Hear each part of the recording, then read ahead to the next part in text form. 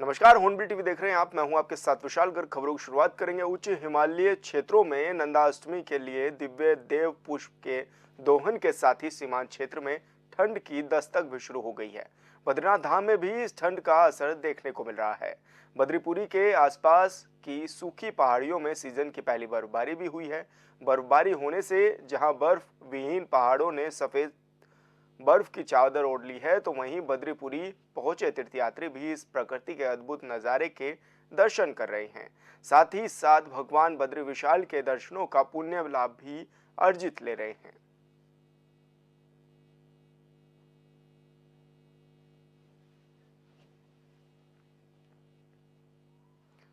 और संवाददाता संजय कुंवर हमारे साथ फोन लाइन पर जुड़ गए हैं। संजय, किस तरह का अभी नज़ारा नजर आ रहा है और पर्यटक जो पहुंचे हुए हैं उनको किस तरह का मनमोहक नज़ारा दिख रहा है वहां पर?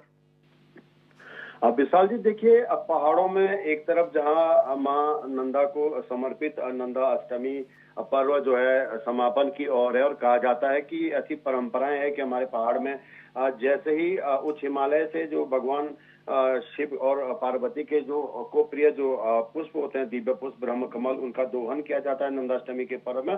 उसके साथ ही देव जो कंडियां आती है ब्रह्म कमल की, उनके साथ ही ठंड भी जो है पहाड़ों में लौट आती है। तो इसी का ही एक जो उदाहरण जो है आज बद्रीपुरी में देखने को मिला है। आज सुबह से बद्रीपुरी के जो ऊंची पहाड़ियां, वहां पे बर्फबारी हुई है, और लंबे समय के बाद ये जो बर्फ विहीन पहाड़ियां थी उनमें काफी चमकदार सफेद बर्फ नजर आ रही है। और श्रद्धालु जो है इस जो प्राकृतिक के जो अद्भुत नजारे हैं उनके दीदार के साथ साथ भगवान बद्री विशाल के दर्शन भी कर रहे हैं। और अब जो नंदाष्टमी के बाद जो 3000 मीटर से आपके आसपास के इलाके, वहां पे ठंडक लौट आई है। ऐसा लगता है कि शीतलहर और जो शीत ऋतु होती है उसकी दस्तक जो है सीमांत क्षेत्रों में हो गई। और निचले इलाकों में बात की जाए तो जोशीमठ ज्योतिर्मठ के आसपास के जितने भी क्षेत्र है वहां पे भी सुबह से रुक रुक के बारिश हो रही है। और हालांकि अभी पहाड़ों में 4 दिन का मौसम विभाग का अलर्ट भी जारी किया गया है। बावजूद इसके अभी जिस तरह से उच्च हिमालय में बर्फबारी शुरू हुई, तो आने वाले कुछ दिनों में जो ये बर्फबारी का दौर अगर ऐसे ही जारी रहता है तो निश्चित सी बात है कि जो ऊपरी हिमालय के क्षेत्र है वहाँ पे अच्छी खासी जो है ठंड और बर्फ जो है देखने को मिल सकती है। जी संजय, क्या माने अभी कितनी बड़ी संख्या में पर्यटक पहुंच भी रहे हैं प्रकृति का दीदार करने के लिए?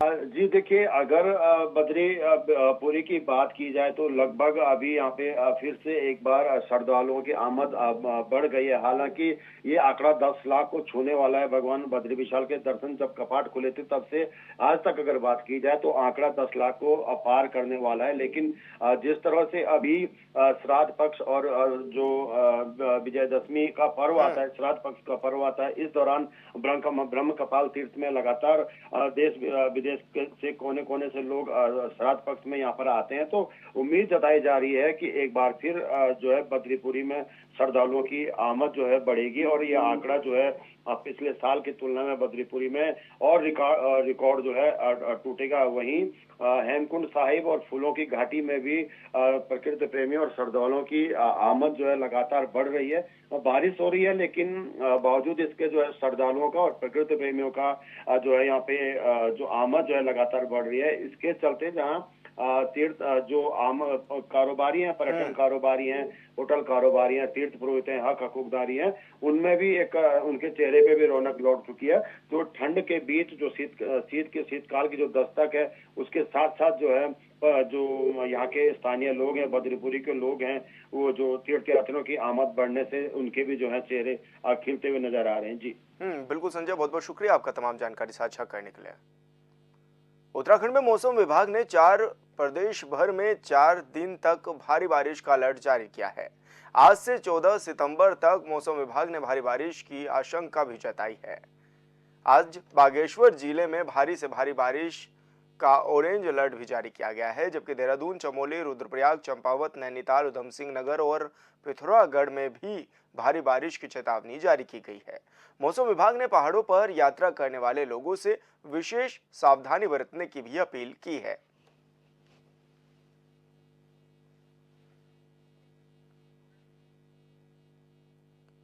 और बड़ी खबर रुद्रप्रयाग से, केदारनाथ पैदल मार्ग पर आया पत्थर भीमबल्ली में पहाड़ी से आए विशालकाय पत्थर, जान बचाकर भागे लोग, पैदल मार्ग को पहुंचा है भारी नुकसान, 2 अस्थायी दुकानें भी क्षतिग्रस्त।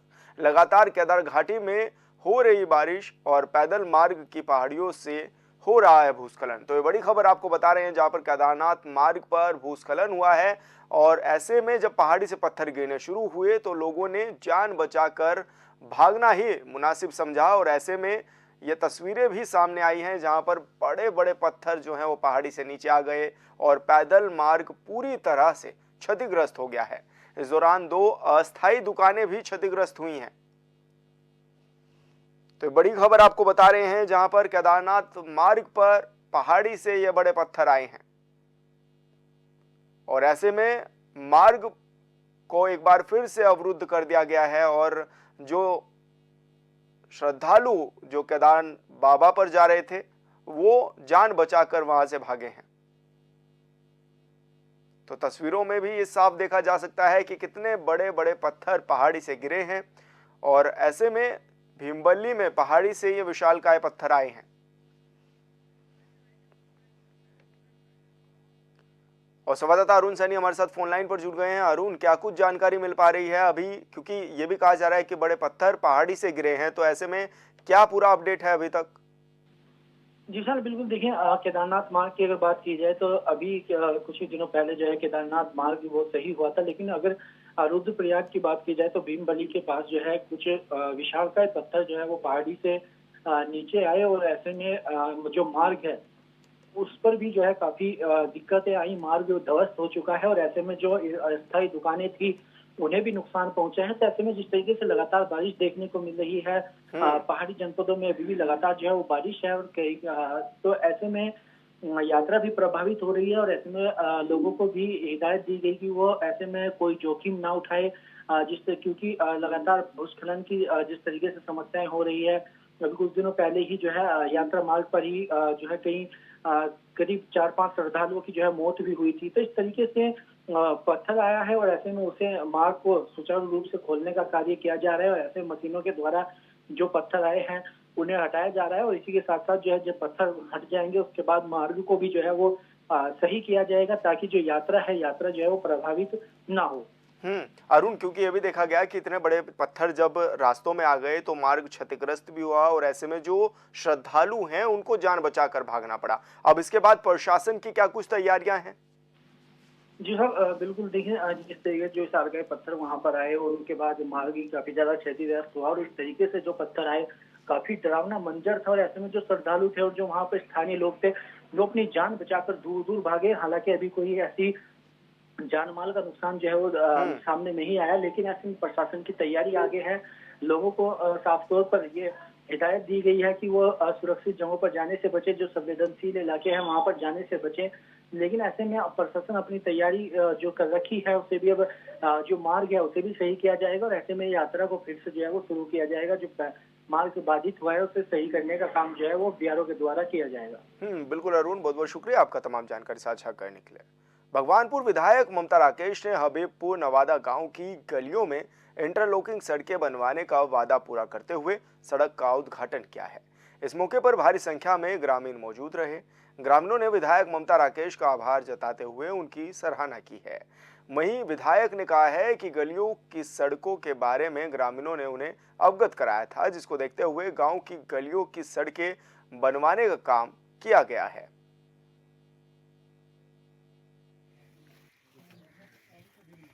सबसे पहले तो माननीय विधायक जी का बहुत बहुत धन्यवाद, जो हमारे गांव में कम से कम 10 वर्ष से ये सड़कें खराब पड़ी थी, पूरी गलियों की भी, मेन सड़कें भी। इनके लिए बहुत बहुत धन्यवाद। विधायक निधि से पहले विधायक जी ने ये बनवाई थी, अब भी इन्हीं के द्वारा ये काम कराए जा रहे हैं। इसी हमारे गाँव में विधायक जी ने पहले पुलिया भी बनवाई है, जो सड़कें हैं, जो मंदिर निर्माण से सौंदर्यीकरण भी कराया है। जो भी जितनी भी योजना है विधायक निधि के द्वारा है हमारे गांव में होती है। मंत्री जी ने कार्य कराया है, अब भी विधायक जी ही करा रही है और अन्य विभाग से कोई ऐसा कोई कार्य नहीं हो रहा है। आपके संज्ञान में लाना चाहती हूँ। वास्तव में सड़क की स्थिति बहुत खराब थी, लेकिन हमने मार्च में प्रधानमंत्री ग्राम सड़क योजना से लोलाहेड़ी से हल्लू मजरा तक हबीबपुर निवादा होते हुए हल्लू मजरा तक सड़क का निर्माण कराया था, जिसका निर्माण कार्य अभी भी चल रहा है, रास्ते का कार्य चल रहा है। उसी की श्रृंखला में राज्य योजना में प्रस्ताव हमने भेज रखा था, जिसे शासन से स्वीकृति मिली और इस कार्य का निर्माण कार्य भी शुरू करा दिया गया, जिससे सभी गाँव वालों में खुशी की लहर है और सभी गाँव वाले बहुत प्रसन्न हैं। बहुत सी सड़क है जिसमें गाँव की कोई भी गली कच्ची नहीं है।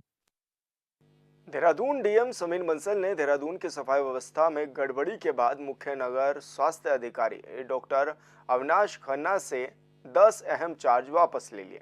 उन्होंने सफाई कार्य की निगरानी से लेकर बिल सत्यापन का काम उप नगर आयुक्त गोपाल राम बिनवाल को सौंप दिया है। दरअसल हाल ही में डीएम ने नगर निगम में बैठक कर स्पष्ट कहा था कि वे लापरवाही बर्दाश्त नहीं करेंगे। उन्होंने डोर टू डोर कूड़ा उठाने, निगरानी और जागरूकता अभियान को लेकर फीडबैक भी लिया, लेकिन संतोषजनक जवाब नहीं मिला। वहीं 15 दिन के करीब अहम कार्यों का चार्ज उप नगर आयुक्त के बजाय नगर स्वास्थ्य अधिकारी को सौंपने को लेकर भी सवाल उठ रहे थे।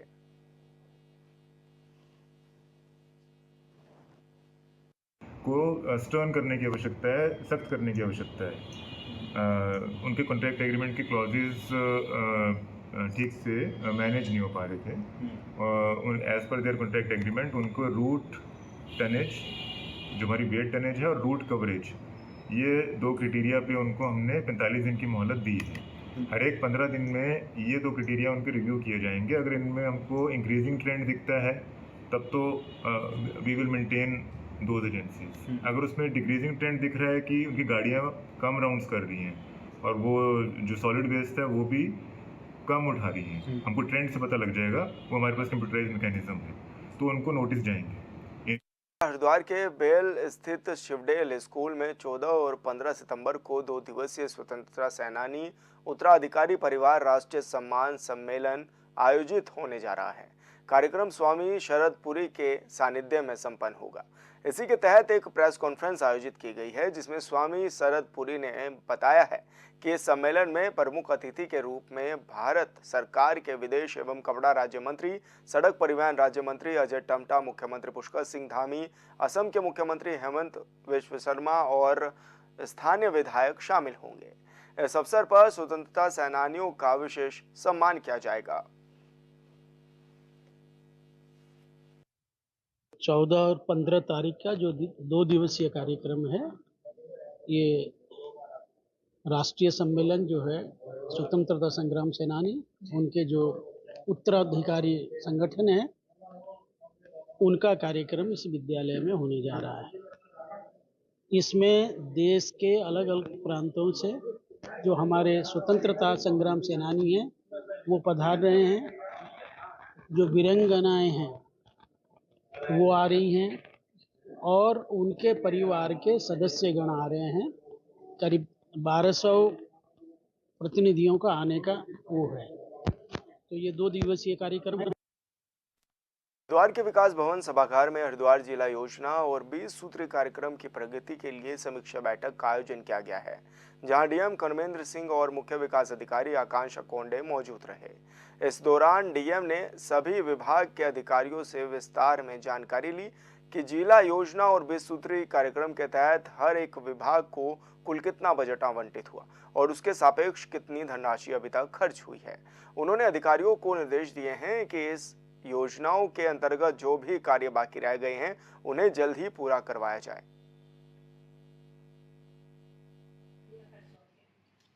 योजना केंद्रीय योजना से प्राप्त और राज्य योजना से और बाह्य सहायतित योजना है। ये चारों मदों में जो धनराशि विभागों को प्राप्त होती है उनकी आज समीक्षा की गई है, और जो 20 सूत्रीय कार्यक्रम के अंतर्गत हमारे मद हैं उनकी समीक्षा की गई है। और इन सभी लोगों को निर्देश दिए गए हैं कि जो भी टेंडर की प्रक्रिया हो प्रत्येक दशा में सितंबर माह में ये लोग पूरा कर लें, और अब आगे से जो समीक्षा की जाएगी उसमें फिजिकल प्रोग्रेस की भी साथ में समीक्षा की जाए। देहरादून की विजिलेंस की टीम को बड़ी सफलता हाथ लगी है, जहां टीम ने हरबटपुर स्थित विद्युत विभाग के जेई परवेज आलम और उसके एक सहयोगी आदित्य नोटियाल को 15,000 रुपए की रिश्वत लेते हुए रंगे हाथ गिरफ्तार किया है। विजिलेंस टीम ने आरोपी की गिरफ्तारी के बाद आरोपी के आवास की तलाशी भी ली, साथ ही उसकी चल अचल संपत्ति के बारे में भी पूछताछ जारी है। बता दें कि विद्युत विभाग के जेई ने पीड़ित व्यक्ति से बिजली का कनेक्शन लगाने के एवज में रिश्वत मांगी थी। फिलहाल टीम ने मामला दर्ज कर आगे की कार्रवाई शुरू कर दी है।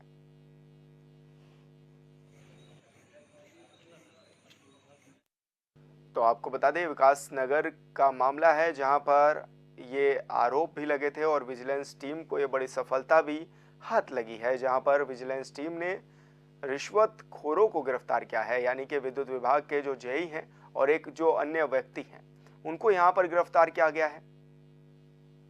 टीम ने रिश्वत लेते हुए दोनों व्यक्तियों को गिरफ्तार किया है।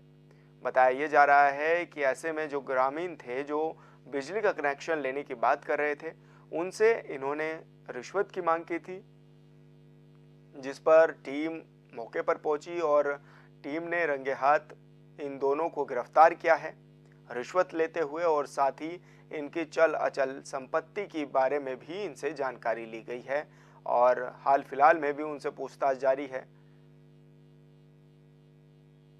तो इसमें एक विद्युत विभाग के जेई बताए जा रहे हैं, साथ ही उनके एक अन्य साथी भी बताए जा रहे हैं, जिन दोनों को गिरफ्तार टीम ने किया है। उत्तराखंड में 2017 से ही बीजेपी की डबल इंजन वाली सरकार है।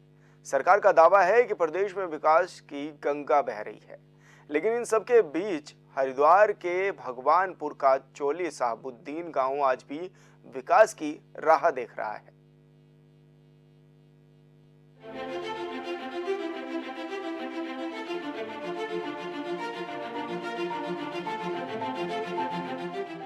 रोजगार लोगों का निकलने का है, 2-3 गांवों का है, चोली छापुर और इधर उसमें चमारी खेड़ा तक निकल के चले जाएं लोग बाग। यहाँ का सब लोगों का रास्ता है जाने आने के लिए। विकास की गंगा बहने दो का दावा करने वाले नेता इन तस्वीरों को देखकर कभी नहीं बताते कि विकास की गंगा बह रही है कि नालियां बह रही हैं। धर्मनगरी हरिद्वार के भगवानपुर में चोली शाहबुद्दीनपुर गांव आज भी विकास कार्यों के लिए तरस रहा है। गांव का मुख्य मार्ग ही पानी में डूबा हुआ है। 2-3 महीने हो गए जी, यहाँ पे बहुत दिक्कत है और हमारे जो बच्चे हैं वो स्कूल भी नहीं जा पा रहे हैं और आने जाने वालों को भी बहुत दिक्कत है। यहाँ पर बहुत ज़्यादा पानी भरा हुआ है। कृपया करके ये सड़क बनवाएं। यहाँ पर इन्होंने कहा है हमारे अंडर में नहीं है, और इसे क्या बोला है, साजिद को भी बोला था जी, विदा था भाई, यही बोल देते हैं जी बनेगी। 1-1.5 साल हो गया जी इसमें। तस्वीरें देखने के बाद ऐसा लगता है गांव का मुख्य मार्ग नहीं बल्कि कोई तालाब है। चोली शाहबुद्दीनपुर गांव का ये मुख्य मार्ग आसपास के कई अन्य ग्रामीण क्षेत्र के लोगों को जोड़ता है और इस मार्ग से होकर हर एक दिन 700 से 800 के लगभग लोग सफर करते हैं। गांव के लोग बताते हैं कि कई बार पानी भराव की वजह से हादसा भी हो चुका है। पर जाने की प्रॉब्लम हो रही है, आने जाने वालों को प्रॉब्लम हो रही है। यहाँ पर बाइक भी फंस जाती थी बाजी फेरी, और यहाँ पर कोई आदमी तो गिर भी गए इसमें पानी की वजह से ना, तो हमें आने जाने में दिक्कत हो रही है। और यहाँ पर देखो क्या हो रहा, कीचड़ इतना हो रखा, और पानी भी आता है, कोई सदस्य आ रहा, फिर वह प्रॉब्लम हो रही जाने के लिए।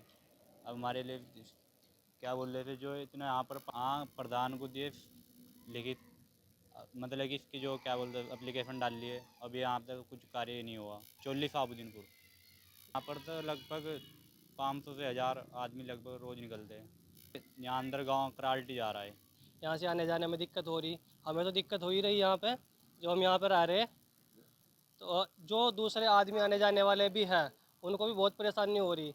अब यहाँ पे क्या करते हैं, आदमी आते हैं यहाँ तक पानी देख के फिर वापस लौट जावे, हमें फिर रास्ता देखते फिर जावे इधर उधर कहाँ से है। फिर यहाँ पे सांप कीड़े कांटे, बच्चों का आना जाना, और इनके जो घर के सामने भी पानी भरा हुआ है, इन्हें भी आने जाने में दिक्कत हो रही। अब कोई भी आदमी ऐसा थोड़ा ना रह लेगा पानी।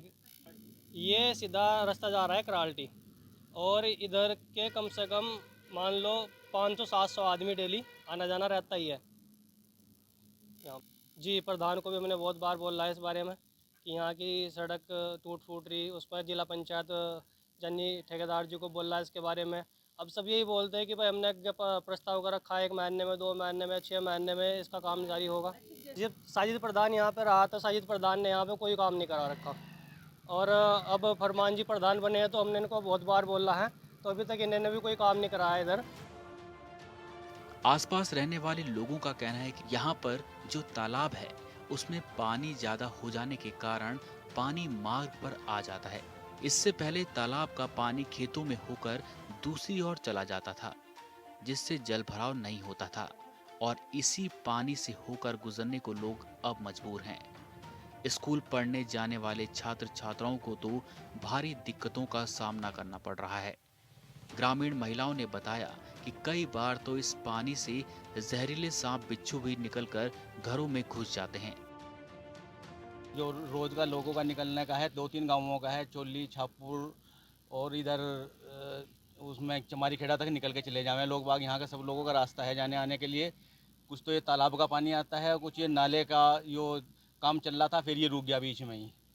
आने जाने में लोगों को बहुत दिक्कत हो रही है। हमारे बच्चे भी स्कूल से जाना बंद हो रहा है, कहाँ को जाना, रास्ता कहीं नहीं है।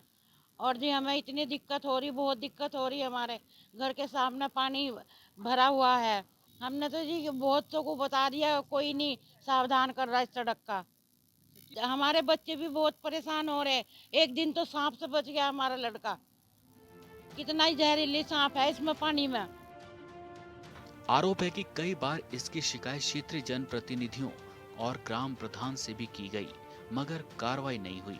पूर्व प्रधान पति साजिद अली का कहना है कि प्रधान को लेकर बड़े जनप्रतिनिधियों को भी मामले की जानकारी दी गई है और जल्द से जल्द सड़क बनाने की मांग की गई, लेकिन किसी ने आज तक ध्यान नहीं दिया।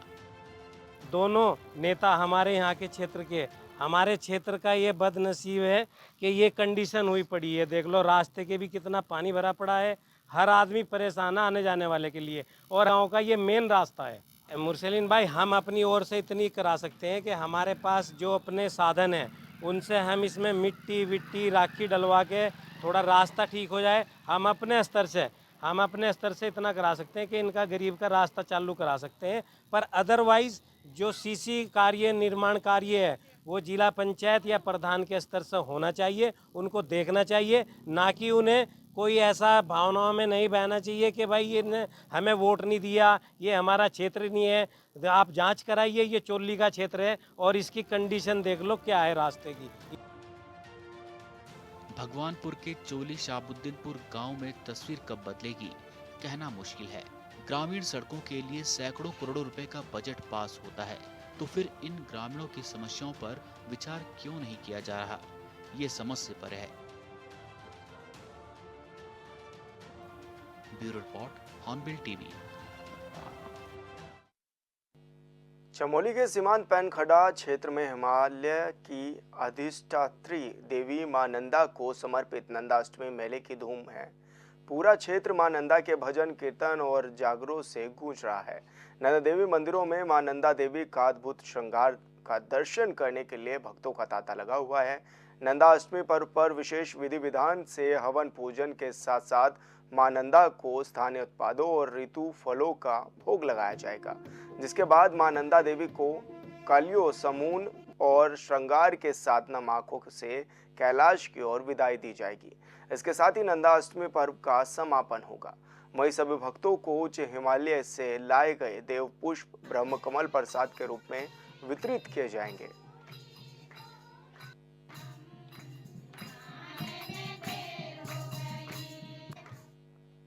और फिलहाल इस बुलेटिन में इतना ही। आप देखते रहिए हॉर्नबिल टीवी। नमस्कार।